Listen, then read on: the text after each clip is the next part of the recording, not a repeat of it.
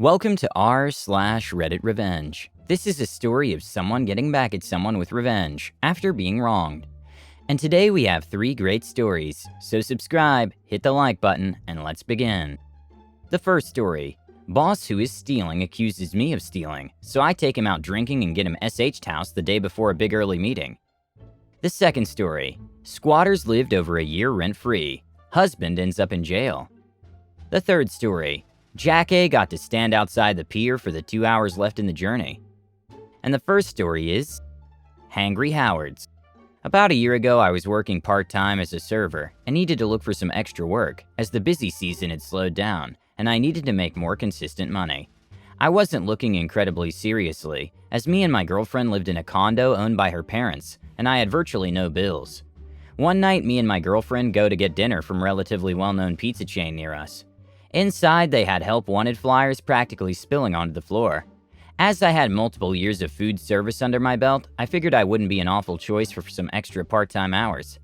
I mentioned to the manager that I was interested and would drop off an application the next day as I was dressed to go pick up pizza, which means a dirty t-shirt with my dog's hair on it, sweatpants, and flip-flops.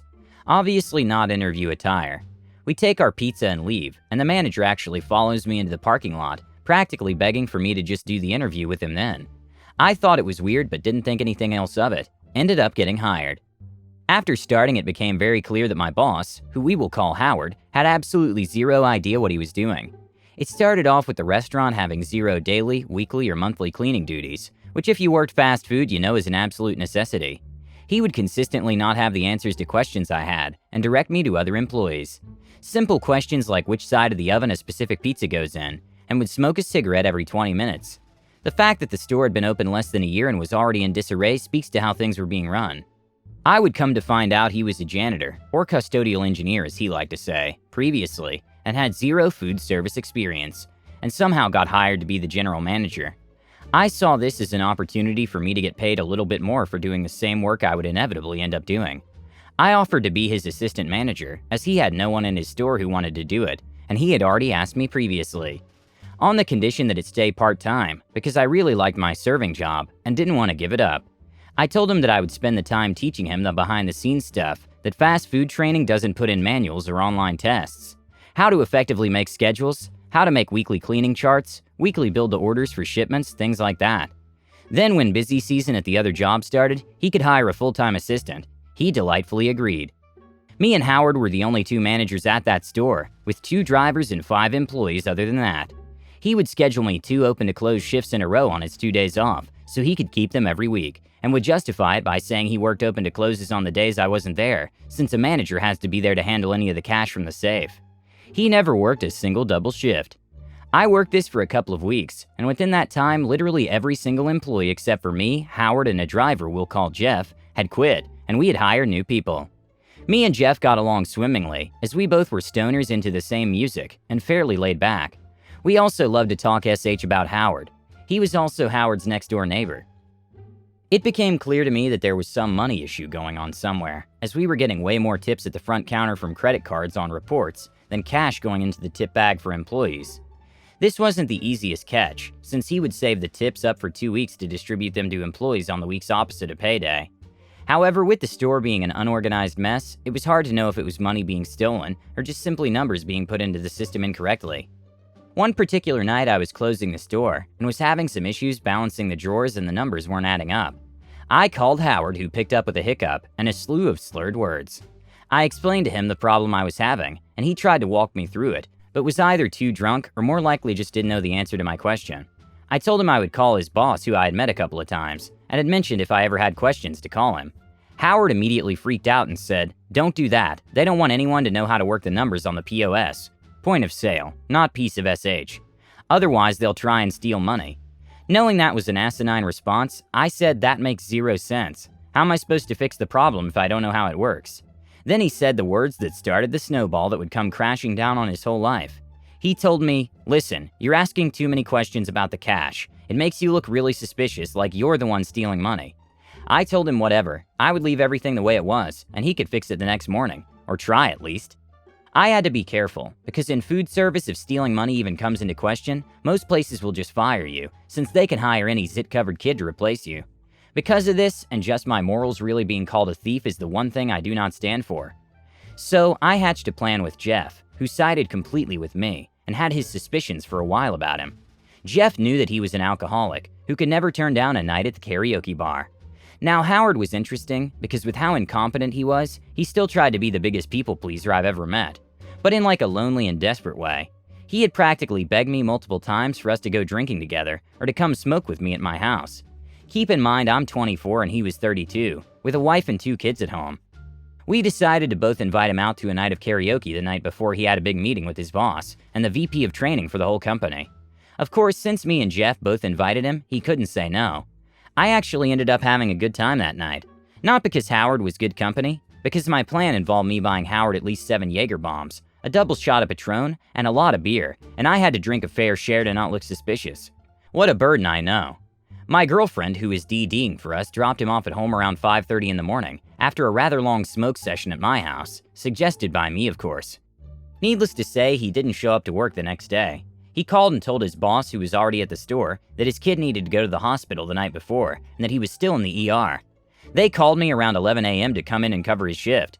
When I got there, I asked Howard's boss why he called out, and when he told me the reason, I said, "Really? Well, I stopped by that karaoke bar last night for a few hours, and he was there.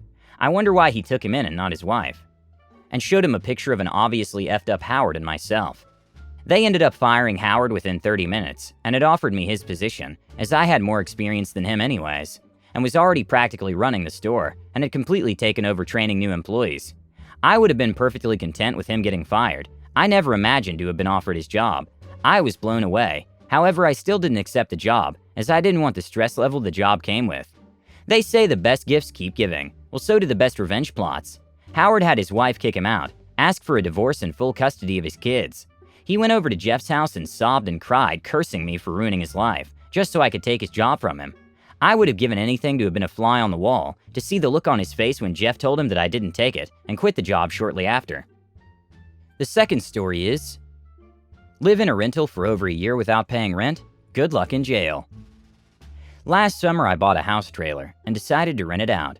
It needed some work, so I posted 2 months free rent for putting carpet down in the living room, hooking up the hot water heater and putting in a toilet.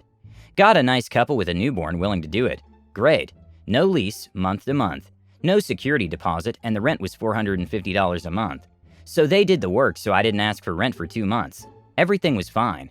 Side note, there are a few little state laws that come into play.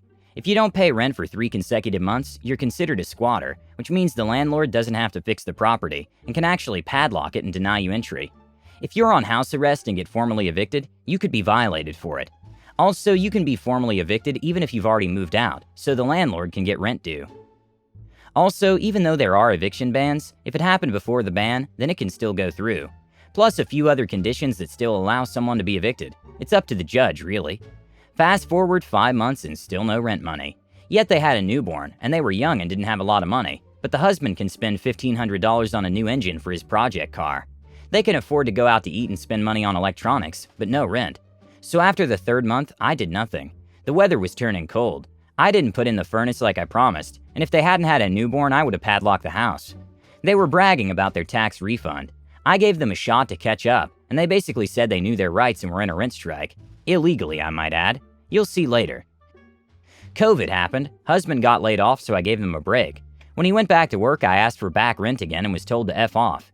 I finally had enough. I told them they had 14 days to get out, or I was doing a formal eviction, and seeing he was on house arrest, he knew what that meant. I honestly was trying to keep him from having to go back to jail and keep an eviction off of their record.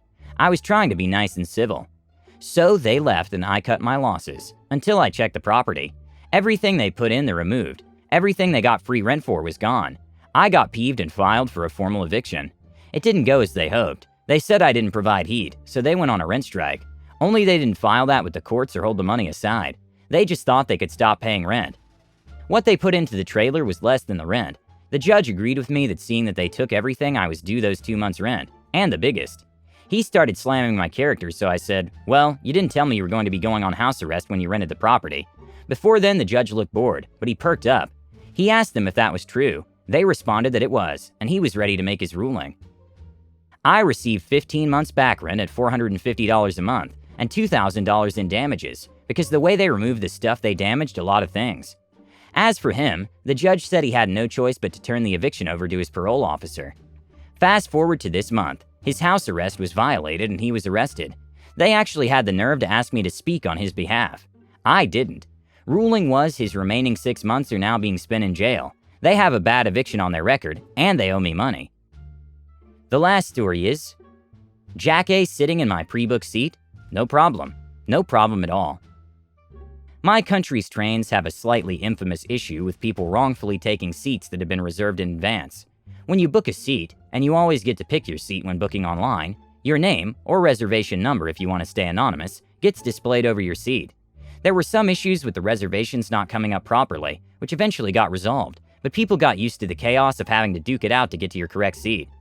In response, the railway company started introducing customer service agents.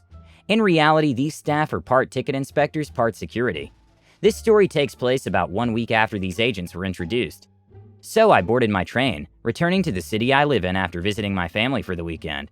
The train was about halfway along its route, and there were a lot of empty seats. This is important.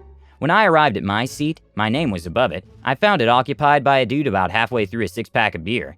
I told him that was my seat, and asked if he could move to one of the many unoccupied seats on the carriage.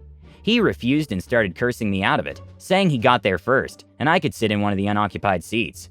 Generally being a bit of a bee, throwing his empty cans out into the aisle. At this point, I could have given one of the customer service guys a head up, and have them persuade the guy to move to one of the empty seats. But honestly, that didn't feel satisfying enough. Cue petty revenge. Looking above his head, I could see that the seat next to him was booked from 3 stops down the line. I also knew that 2 stops down the line was when most commuters got on the train. I plonked myself down in the other pre-booked seat directly next to this dude, rather than sitting in one of the unreserved seats. The Jack A in my seat settled back down with his cheap beer and started blasting music from his phone. 2 stops down the line, the train fills up completely. Standing room only from then on. The stop after that, the lady who booked the seat I was currently sitting in got on. I explained the situation to her, and together we grabbed one of the customer service dudes.